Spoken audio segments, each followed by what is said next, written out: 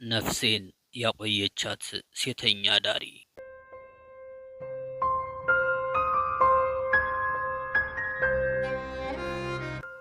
አሶሳ በረሃ ላይ ዛሬ አባይ በተኛበት መሬት እርሻ እያረስኩ በነበረበት ወቅት ነበር በጸና የታመምሁት። ወቅቱ የሰኔ ወራት ስለነበር ሰሊጥ መዝራት ጥድፊያ የነበረበት እና ከሰራተኞቼ ጀምሮ እስከ ወንድሞቼ ለኔ ህመም ብዙም ቦታ አልነበራቸውም። አንድ ቀን ግን እጅግ በጣም ህመሜ ተባብሶ ወንድሞቼና ወዳጆቼ ግፊት ወደ ቤተሰቦቼ ለመመለስ ከአሶሳ የሚመጣውን መኪና መጠባበቅ ጀመር። በጣም መታመሜን ያዩ ወንድሞቼ አብረውኝ ለመጓዝ ቢያስቡም የአዝርት ወቅት ስለነበር እና ስራ መፍታት ስለሌለባቸው እኔ ራሴ ከለከልኋቸው። ከአሶሳ የመጣው መኪና 7 ሰዓት ገደማ የአባይ ወንዝ አካባቢ ደረሰ።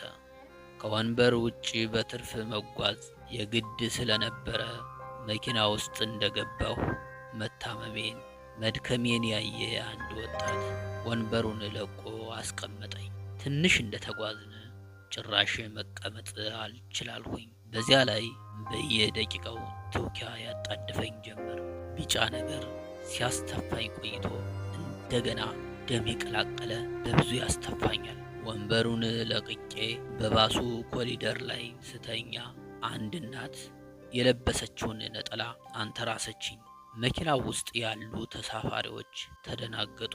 ልቤ እየከዳኝ መጣ። ስልኬ ባትሪ ዘግቶ ስለነበረ ምናልባት የሚፈጠረውን አላውቅምና በተሳሰረ አንደበቴ ለተሳፋሪዎች የአባቴንና የአጎቴን ስልክ ነገርኋቸው። ደም እያስተፋኝ ጉዟችንን ቀጠል። ከሆነ ጊዜ በኋላ ግን ምን እንደተፈጠረ ምን እንደሆኑ በጭራሽ አላውቅም። እንደ ሰመመን ብንንስል ግን የለበስኩት ልብስ በሙሉ ተሳፋሪዎች በያዙት የሃይላንድ ውሃ ጨቂቶ ነበር። መኪናውን አቁመው ከመኪናው አውርደውኝ ፎጣቸውን እያርገበገቡ ከበውኛል። ነቃ ነቃ ነቃ ሲባባሉ ራሴን ስቼ እንደነበር ሳይሆን ከእንቅልፌ እንደነቃሁ ተሰማኝ። ወዲያው መንገደኞች እርስ በርስ ተጣሉ።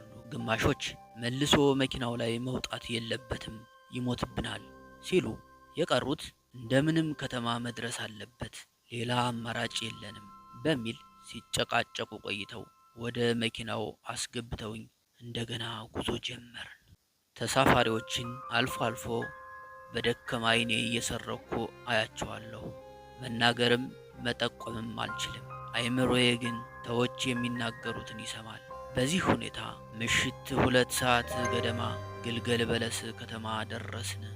ከመኪናው አወርደውኝ ተሳፋሪው በሙሉ ጁስ፣ ውሃ፣ ሙዝ፣ ብርቱካን፣ ለስላሳ ብቻ የገዙት አንድ ሱቅ ይሆን ነበር።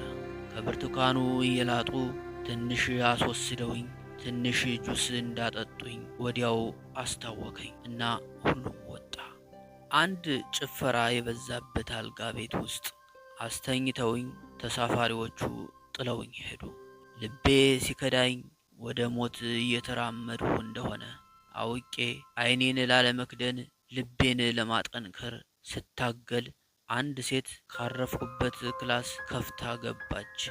እግዚአብሔር ይማርህ ብትልም የኔ አንደበት ግን ለመልስ የታሰረ ነበረ። መንገደኞች ከገዙልኝ ጁስ በትንሹ ቀንሳ ወደ አፌ ስታስጠጋልኝ እኔም ከሞት መንገድ ለመመለስ መጠጣት እንዳለብኝ ተረድቼ አፌን ሳሞጠሙጥ የምታጠጣኝ ጁስ በግራ ቀኝ ጉንጬ እየፈሰሰ ከጉሮሮዬ አልደርስ አለ። ጫማዋን አውልቃ አልጋው ላይ ወጥታ የዛለ ሰውነቴን ከአንገቴ ቀና አድርጋ ጭኖቿን አንተራሰችኝ። እንደገና የቀዳችውን ጁስ ጋተችኝ። ልቤ ተሸሽ ቀዝቀዝ ሲል ተሰማኝ። ልጨምርህ ስትለኝ ራሴን እንደመወዝወዝ አድርጌ የበቃኝ ምልክት አሳየዋት። አይዞህ ትንሽ ቆይቼ ደግሞ መጥቼ እንደገና ይሃለሁ ብላኝ በሩን ዘግታብኝ ወጣች። ቀጠን ያለች ለግላጋ ቆንጆ መልከ መልካም ሴት ነበረች። ሴተኛ አዳሪ እንደሆነች ግን አለባበሷና የተቀባችው ሽቶ ይናገራል። እንዳለችው ብዙም ሳትቆይ ተመልሳ መጣች። አሁንም ተሳፋሪዎች ከገዙልኝ ሙዝ በትንሹ እየደፈጠጠች አጎረሰችኝ። የበላሁት ሙዝ ግን ከሆዴ ከ5 ደቂቃ በኋላ መቆየት አልቻለም። ወዲያው ትውኪያ ያጣድፈኝ ጀመር። የለበሰችው አጭር ቀሚስ በትውኪያ ተላወሰ፣ ተበላሸ። የእሷ ሙሉ ትኩረት ግን የነበረው ከኔ ላይ ብቻ ነበረ። እኔ ግን ቀሚሷን በትውኪያ ስላበላሸሁት በጣም ተሸማቀቅኩ። ቀሚሷን ቀይራ ተመልሳ ስትመጣ በጭፈራ ቤቱ የሞሉ ጓደኞቿ ይቺ ልጅ ከዚህ በሽተኛ ጋር ፍቅር ያዛት እንዴ እያሉ ሲሰሳቁባት ይሰማኝ ነበር። እየተመላለሰች ስትንከባከበኝ ሌሊቱ ተጋመሰ።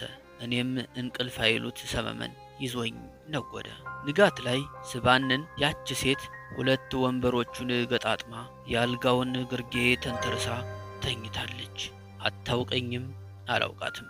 ለምን እንደዚያ እንዳደረገች እስከ ዛሬ ድረስ ያልተፈታልኝ ለኔም ትልቅ እንቆቅልሽ ነው። ሳል ያሳለኝ መስዬ ደጋግሜ እየሳልኩ ቀሰቀስኳት። ብንን ብላ እንዴ ከነቃማ ጁስ ጠጣ። በፈገግታ ቀርታ አጠጣችኝ። ለምንድን ነው የምትንከባከቢኝ ስላት በደከማ አንደበቴ ፈገግታ ብቻ ሰጣኝ። መልስ ሳትመልስልኝ ተቀመጠች። በጠዋት አጎቴም አባቴም ሌሊት ሲጓዙ አድረው ደረሱ። ሌሊቱን ሙሉ ምን እንደሆንሁ ያላዩኝ ከሆቴሉ ባለቤት ጀምሮ በዙሪያ ያሉ ሰዎች ሽር ጉድ ይሉ ጀመር። ታዘብኋቸው።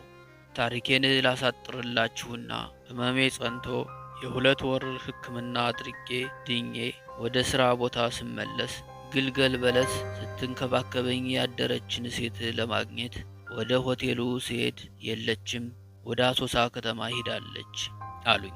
ስልኳን ተቀብዬ ለብዙ ቀን ስሞክረው አይሰራም ነበር። አንቺ ሴተኛ ዳሪ፣ መልከ መልካም ቅን ሴት፣ አንቺ እናት፣ አንቺ እህት፣ ምናልባት በህመም ውስጥ ሆኜ ሳላመሰግንሽ አልፌያለሁና ይህንን መልእክቴን የምትሰሚ ከሆነ ምስጋናዬ ይድረስሽ።